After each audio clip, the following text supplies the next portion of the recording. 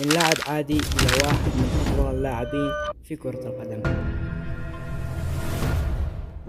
توني كروس ولد في مدينة في ألمانيا في 4 يناير عام 1990. لديه أخ اسمه فيليكس. بدأ كروس مسيرته الكروية مع نادي في الدوري الإنجليزي من الدرجة الثانية، ثم انتقل لاحقا إلى فريق شباب نادي هانز روستيك.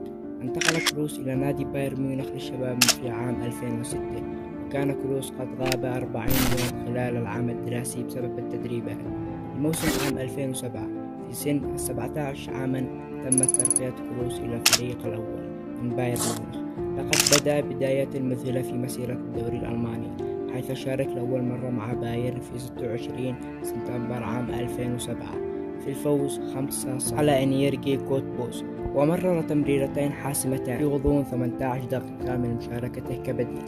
في وقت من مشاركته الأولى كان كروس أصغر لاعب على الإطلاق يمثل بايرن ميونخ في مباراة احترافية بعمر 17 سنة، وهو رقم قياسي حتى أنه كسره دافيد ألابا في عام 2010. في 25 أكتوبر منح كروس بايرن ميونخ فوزا ثمينا على ضيفه النجم الأحمر برغا في أول ظهور له في كأس الاتحاد الأوروبي، حيث شارك كبديل في الدقيقة 81 ومرر تمرير حاسم، ثم سجل هدف الفوز وهو الأول له مع نادي بايرن ميونخ في الوقت بدل الظاهر. شارك كأساسي لأول مرة له مع نادي في الهزيمة 3-1 خارج ملعبه. أنهى كروس موسمه الأول ب20 مباراة مع بايرن ميونخ، بما في ذلك 6 مشاركات، كما سجل 3 أهداف في 20 مباراة لبايرن ميونخ في دوري الدرجة الرابعة، على الرغم من اختياره البدء المباراة الافتتاحية لبايرن ميونخ عام 2008 في الدوري ضد هامبورغ. شارك كروس بشكل أقل خلال النصف الأول من موسم عام 2008، وفي 5 نوفمبر عام 2008 شارك لأول مرة في دوري أبطال أوروبا كبديل في الدقيقة 79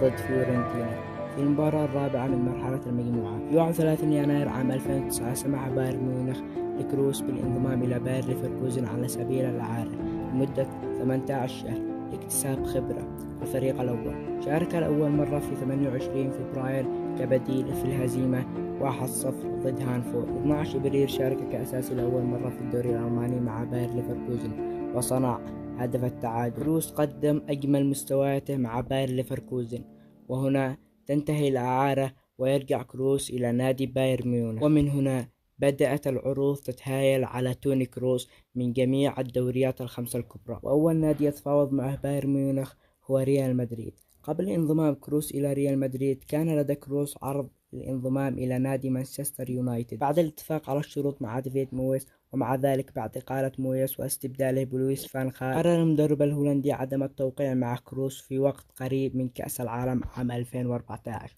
وهنا كروس يتلقى مكالمة من كارلو أنشيلوتي. وفي 17 يوليو عام 2014 أعلن ريال مدريد أنه تواصل إلى الاتفاق مع توني كروس بتوقيع صفقة مدتها 6 سنوات بدون الكشف عن سعر الصفقة.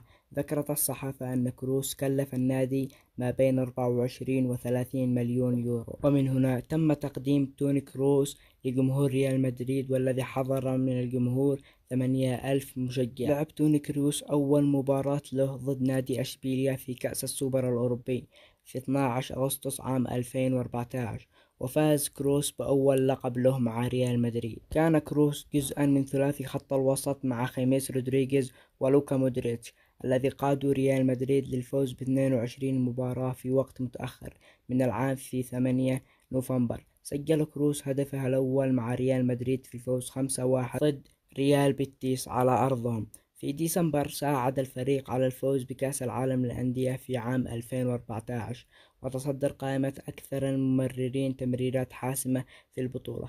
تم اختياره في تشكيلة العام من الفيفا وتشكيلة العالم. ومن هنا توني كروس ينشر سحره الحلال في جميع أجزاء أوروبا. والآن توني كروس يحقق 6 دوري أبطال له مع ريال مدريد. وفي عام 2024 توني كروس يعلن اعتزاله عن كرة القدم. وإلى هنا وصلنا لنهاية الحلقة، أتمنى أن تنال إعجابكم. لا تنسوا اللايك والاشتراك والشير، ولا تنسوا ذكر الله والصلاة على النبي.